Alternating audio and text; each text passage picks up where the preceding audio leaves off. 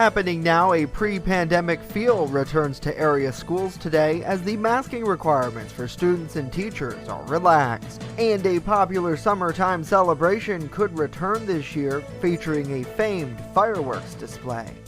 Plus, a new Lucy documentary is unveiled in Jamestown by another comedic great. Live and on demand, this is WNY News Now.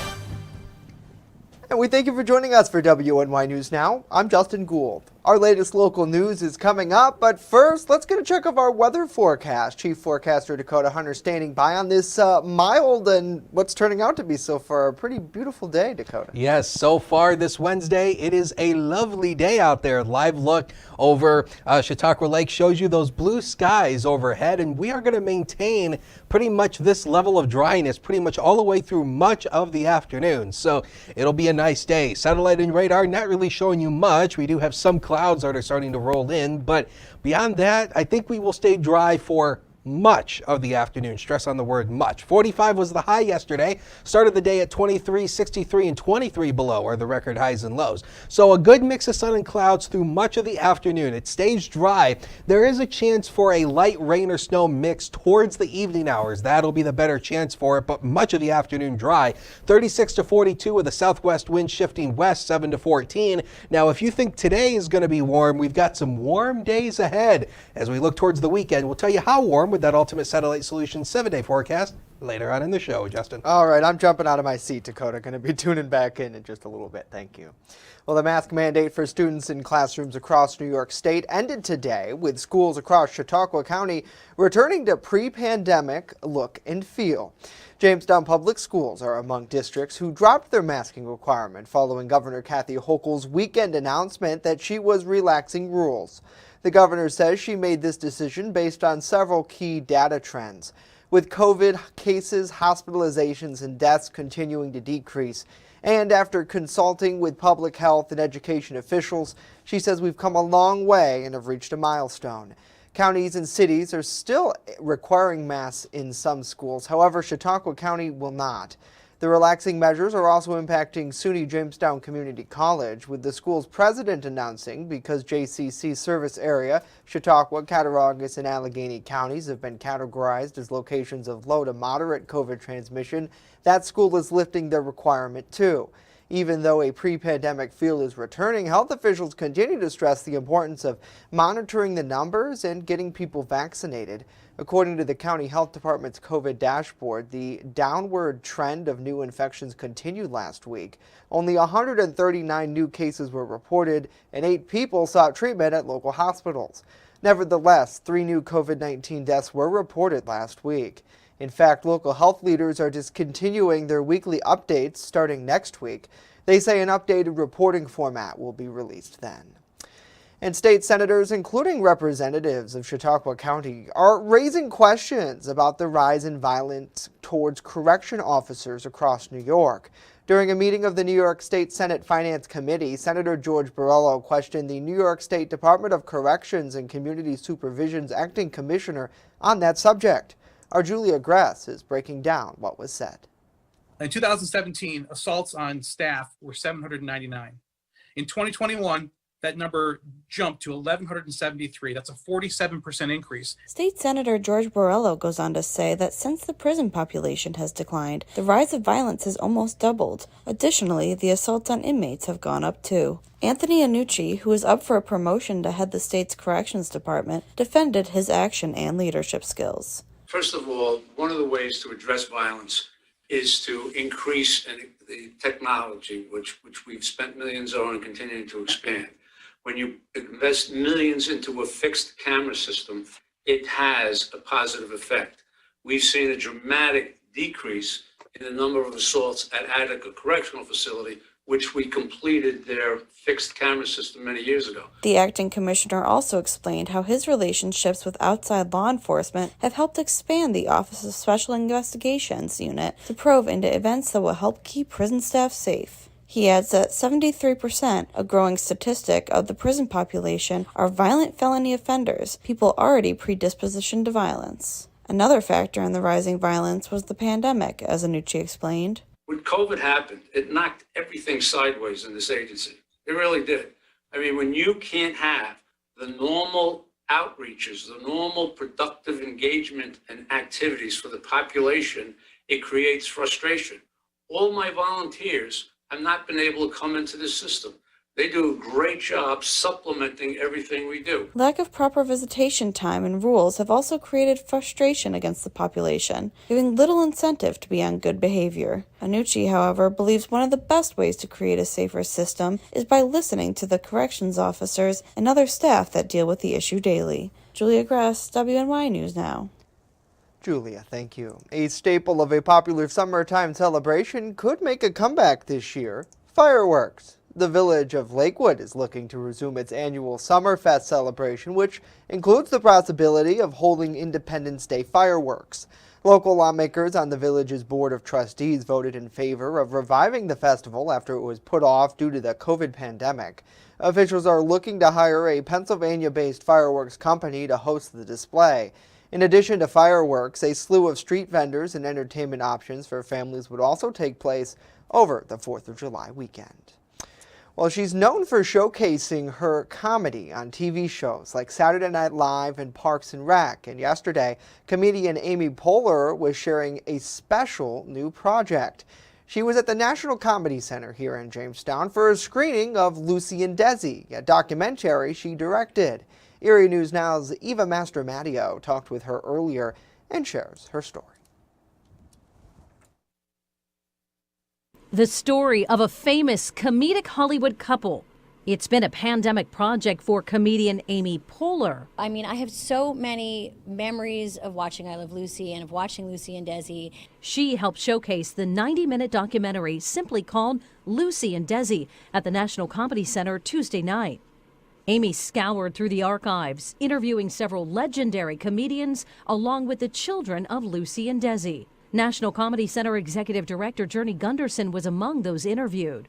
Myself had a front row seat for more than a decade to the telling of these legacies and the characterization of them. This is the best I've seen. It's rich, it's dynamic, it's got nuance, and it leaves room for interpretation of two people who were very complex. The documentary depicts the relationship of the TV and real-life couple, a couple that has been an economic boost to Jamestown, Lucy's hometown. So to be able to bring that story to life is a really incredible thing for someone whose hometown was right here in the city of Jamestown. Their story being told now through a different perspective. I thought it was really beautiful to watch their long relationship at work and how it transformed. And I also think that the way they process work, how they approached their craft was very different. And I think it was a reminder that, there are many ways in which to do things. There are many ways in which to get things done, and there are many versions of what success looks like.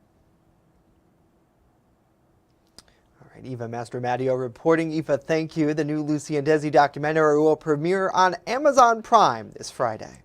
As WNY News Now continues, the latest in an attempted robbery conviction in Chautauqua County Court, plus local reaction to last night's State of the Union address. Stay with us. WNY News Now. We'll be right back.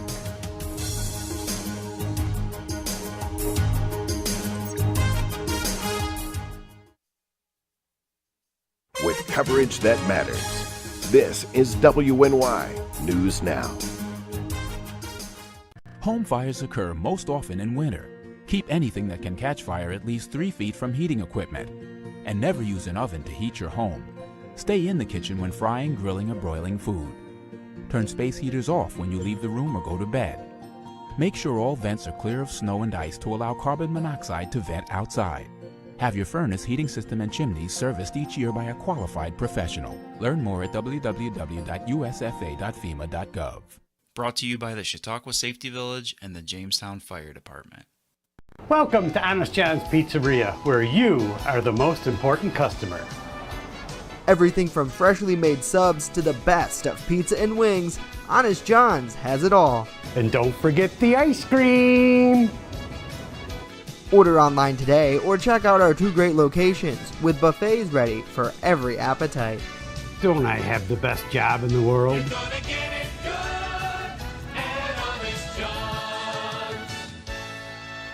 EagleZip.com is your local one-stop shop for all of your home and business computer needs. Located on Fluvan Avenue Extension, just outside of Jamestown, EagleZip.com sells and services all brands of desktops and laptops, as well as servers and network equipment for your business. All new computer sales include transferring your data from your old computer, plus a 2-year warranty. Call EagleZip.com today. Stop by EagleZip.com today and let us make computers easy for you.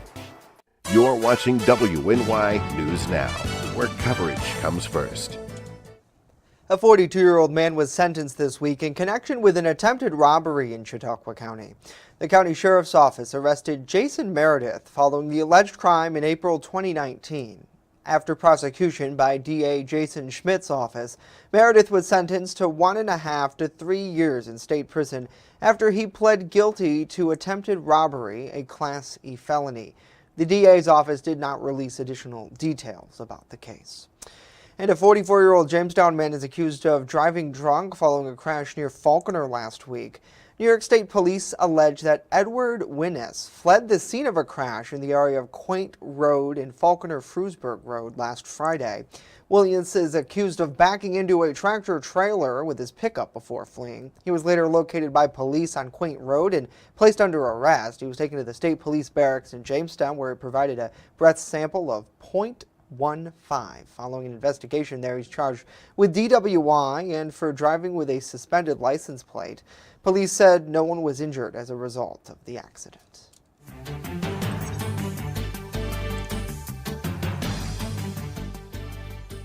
And President Joe Biden focused on the Russian-Ukraine situation heavily in his State of the Union address, but he also talked about issues we're facing every day here in the U.S., from high gas prices to food prices, supply chain issues, and recovering from the pandemic. Local congressional members shared their thoughts on his speech with our Washington, D.C. correspondent, Rachel Knapp. My fellow Americans, last year, COVID-19 kept us apart. This year, we're finally together again. Biden took this moment to call out Russian President Vladimir Putin for invading Ukraine. Vladimir Putin sought to shake the very foundations of the free world, thinking he could make it bend to his menacing ways. But he badly miscalculated. He thought he could roll into Ukraine and the world would roll over. Instead, he met with a wall of strength he never anticipated or imagined. He met the Ukrainian people. Biden is also using this as an opportunity to reset his presidency after months of economic issues at home, like soaring gas and food prices, inflation, and supply chain issues. One way to fight inflation is to drive down wages and make Americans poor. I think I have a better idea to fight inflation.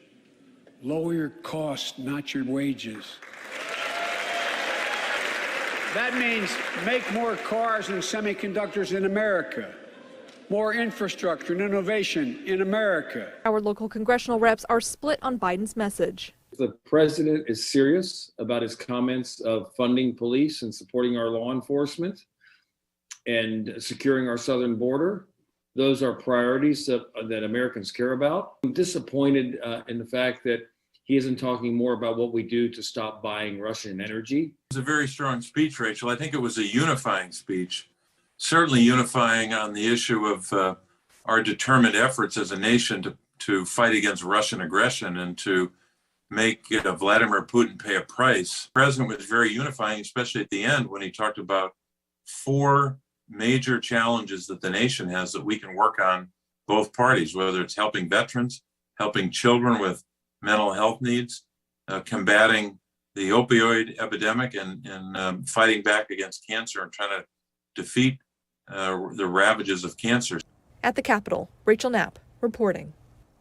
Rachel, thank you. And New York's Republican Party leaders endorsed U.S. Representative Lee Zeldin as their candidate for governor yesterday at a convention on Long Island, although he could still face a primary challenger come June.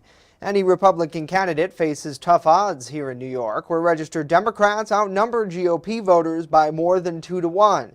New York hasn't elected a Republican governor since George Pataki won re-election in 2002. But Republicans scored some unexpected wins in local and county elections in November, and Zeldin declared the Republican Party is back as he walked out for his convention speech to the song All I Do Is Win by DJ Khaled. Zeldin, who represents Eastern Long Island in Congress, accused Democrats of being soft on criminals and overzealous in imposing safety protocols intended to fight COVID-19. He has also vowed to repeal criminal justice reforms passed by the Democratic-led legislature in recent years, including a 2019 law that barred money bail and pretrial detention for most misdemeanors and nonviolent felony charges. Well, March is National Problem Gambling Awareness Month, and with folks gambling online more now than ever, officials are promoting treatment services while some advocates are sharing their stories on the price they've paid from gambling. Brendan Scanlon tells us more about the potential risks with interactive gambling as it becomes more popular. In 2014, when I first acknowledged that I had a problem. Robert Grove is a recovering problem gambler who is sharing his journey at a crucial time. Over the course of the past year, the total calls, chats, and texts for help in 2021 nearly doubled when compared to those in 2020 and 2019. Josh Urkel with the Council on Compulsive Gambling says there's been a rapid expansion with new gambling technology, especially in the past 2 years. And it's been pretty massive. According to the 2021 Interactive Gaming Report, 1 in 10, or roughly 11% of Pennsylvanians surveyed have participated in online gambling in the past year. Of that 11%, nearly half answered yes to at least one of these problem gambling assessment questions, asking things like, have you gambled longer or with more money than originally intended, or have you borrowed money or sold things to gamble? It is estimated that 2 to 4% of the population will develop a gambling disorder at some point in their lives. Pennsylvania online operators are required to offer responsible gambling tools like deposit limits, wagering limits, time limits, and more, all to help users monitor gambling activity. In January 2022 alone, over 80,000 iGaming accounts utilized at least one of these responsible gambling limit tools offered by the operators. The tools have helped thousands with their problem gambling, like Grove, who has been in active recovery for over 2 years. I only achieved success when I found the right support. And he is living proof that finding support and even sharing your story can turn your life around and maybe even someone else's. Based on my experience, I can confidently report that these programs are effective and they do work. Problem gamblers are not bad people trying to be good. They are sick people trying to be well. In Harrisburg, Brendan Scanlon reporting. Brendan, thank you. For more information and resources on problem gambling, head over to our website, WNYNewsNow.com. Coming up when we return, a full look at our weather forecast as this beautiful day continues.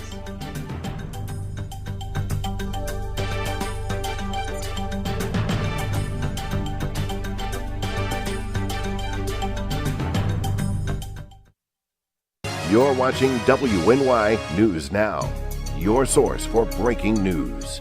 I'm a survivor. I'm a survivor. I'm a survivor. Testicular cancer is the leading form of cancer in men aged 15 to 35. 1 in 250 men will be diagnosed with testicular cancer.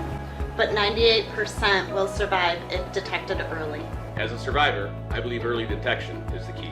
Learn how to do a testicular self-exam and other important facts about testicular cancer at oneball4tc.com. There's an old saying, there's no news in the newsroom. Well, it's true. The time I spend at the anchor desk is just part of my day. Most of our time is spent gathering stories in the community, stories that matter to you.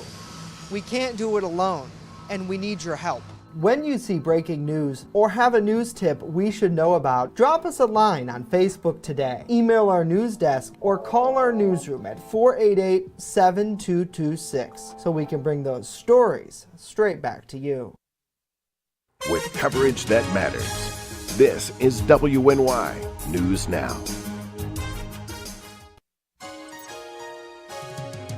Fast, accurate, and everyday. First Defense Weather. Well, welcome back, and wanted to give you a shot from last night. Now, I took this picture last night, and the sky really was kind of cool to use the night mode on my iPhone. And you see all these white dots here? Those are stars. Yes, the night mode on iPhone really does help to kind of put more backlighting into the picture so you can see the stars. And no, this segment is not sponsored by Apple, but it could be if they wanted to. Wanted to talk about the snowfall. Here's no snow on the ground at the airport. Obviously no snow so far this month, but really wanted to mention the seasonal total. Almost 70 inches of snow. We're running about 20 inches below normal for snowfall for the season, and we're going to have a little bit more snow to go through, especially as we go into tonight and tomorrow. Pair of threes as a noon hour right now, a south wind of 9, so that southerly wind is helping to boost temperatures up, through the day today. Now, if you think today is warm, we've got spring fever, baby. Take a look at this. 40 today. We're down to 25 and 31 on Friday, but look at the weekend. 46. How about a run at 60 on Sunday? Yes, Sunday is really going to be warm, but it turns wet as well. So high pressure is built in near Detroit, Rock City, and that is starting to move on in. So that'll keep us dry for much of the day. But notice the precipitation back behind there. That'll be moving in as we go throughout the night tonight. Wanted to show you something really cool. See this little line right here? Well, this is called an atmospheric river,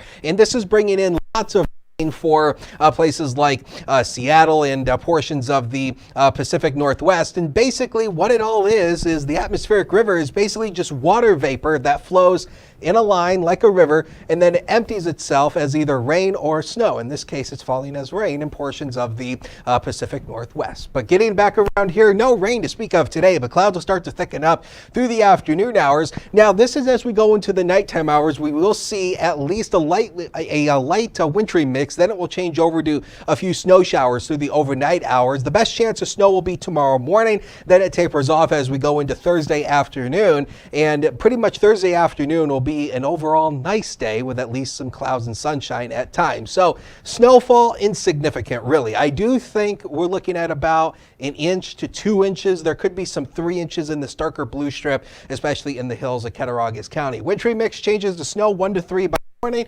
17 to 24. Now the next 7 days are coming up. So 25 tomorrow. We're colder as a cold front drops in. But take a look at the temperatures go back up with those rain showers over the weekend. Man, oh man, a run at 60 on Sunday, Justin. Ooh, yeah, spring is here. Kind of. Who knows? It is March. We don't know. This week it could be spring. Next week we're back to winter. The week after that, we could be talking about, heat and the roller coaster. It's we're riding the wave of Western New York, the ups and downs. Dakota, thank you. And this is actually an interesting story, and I think the placement after weather's good. Free snowmobiling for all out-of-state and Canadian residents is going to be happening this weekend across New York. However, as you mentioned, Dakota, temperature's likely not going to work in anybody's favor. State officials say this is the first promotional weekend in the month of March, with another opportunity to hit the trails for free on the following weekend of March 12th and 13th. We'll have to rendezvous with Dakota about that. As part of the promotion, the state is waiving registration fees for properly insured and out-of-state snowmobile enthusiasts. In total, New York counts 10,000 plus miles of snowmobile trails, with local clubs in Chautauqua and Cattaraugus County taking part. Now, also, this is important to note, the governor's office says that there's going to be $4.2 million for trail maintenance coming to various parts of New York. And across the nation today, it is Ash Wednesday, the start of the Lenten season. And for those who celebrate, it's time for fasting, repenting, and reflecting on the mortality in the weeks leading up to Easter Sunday. Now, after service or Mass, church attendees are invited to receive ashes on their forehead, often in the shape of a cross pattern. These ashes are used from Palm Sunday palms, which are burned and then blessed. Ash Wednesday services are not just held in Catholic churches, but many Christian faith churches also take part. Well, right now, the United Nations is warning the situation in Ukraine could become Europe's largest refugee crisis this century. Fearing for their lives, more than 670,000 people have fled that war-torn country as Russia escalates its deadly invasion for a 6th day. Cole Higgins with the latest. Deadly Russian military strikes taking out a massive TV tower and damaging the Babin Yar Holocaust Memorial site in the Ukrainian capital Kyiv on Tuesday. Another attack destroying an apartment complex near a hospital. Russians do not understand what they are doing. I want them to be killed. Ukraine's foreign minister says they desperately need help fighting Russia in the air. The problem is that Russia dominates in the sky. The White House is remaining in regular contact with Ukrainian President Volodymyr Zelensky through a secure satellite phone provided to him by the U.S. government.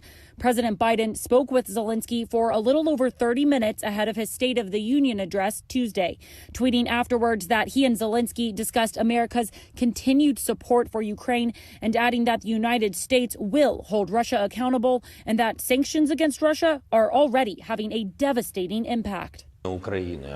We spoke many times with President Biden, and I am thankful to him for these opportunities and support. But they also did not hear me. I've been telling them that Ukraine will fight hardest of all. You will see. But us alone against Russia, we would not be able to do it. Russian state media says a second round of talks will happen Wednesday. Ukrainian officials have yet to confirm. I'm Cole Higgins reporting. With coverage that matters, this is WNY News Now.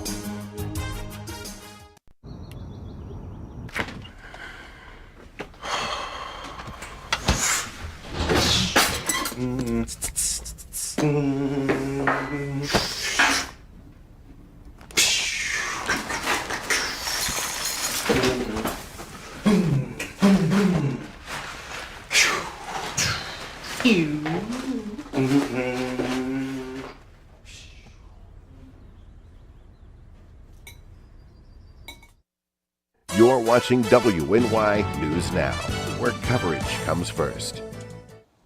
Well, the Erie Zoo is officially out of winter hibernation as the zoo opened their doors to the public, and despite losing accreditation from the associations of zoos and aquarium, the zoo says they're focused on the season ahead. Erie News Now's Kara Coleman stopped by.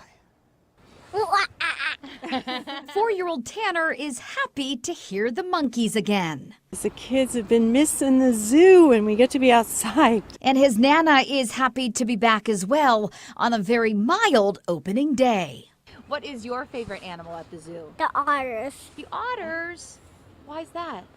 Because I love when they go underwater. And the otter exhibit is just one spot here at the zoo that's getting a major makeover this year. Later this fall, we're going to be starting to renovate our beloved North American river otter exhibit. So that was built in the 1980s, and it is going to go through a full renovation. The former giraffe enclosure is one already under construction and will soon be home to a brand new exhibit.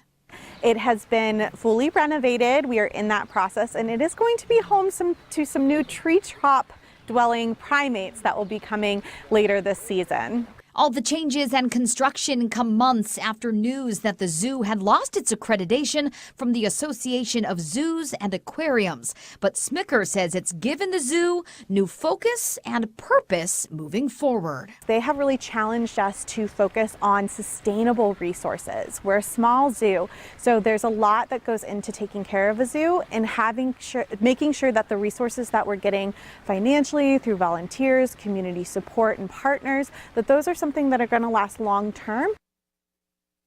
And it seems the animals are just as happy as the staff to have visitors back. They come right up to the window and the fence, the llamas and the alpaca.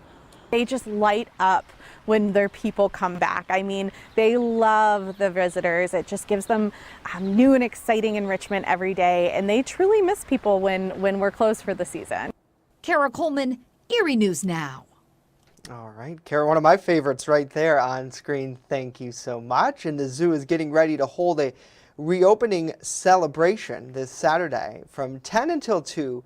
During that time, any visitor will get in for free. So certainly might be worth a trip to Erie. Going to definitely be a beautiful weekend for it. Let us know what you think about these stories and more in the comments down below at WNY News Now on all forms of social media. That's going to do it for us today. Lunch is calling. News continues 24/7 at WNY News Now. You know what's funny? It actually says it's a toll-free call. I get these all the time. It's really annoying. Nevertheless, have a great day.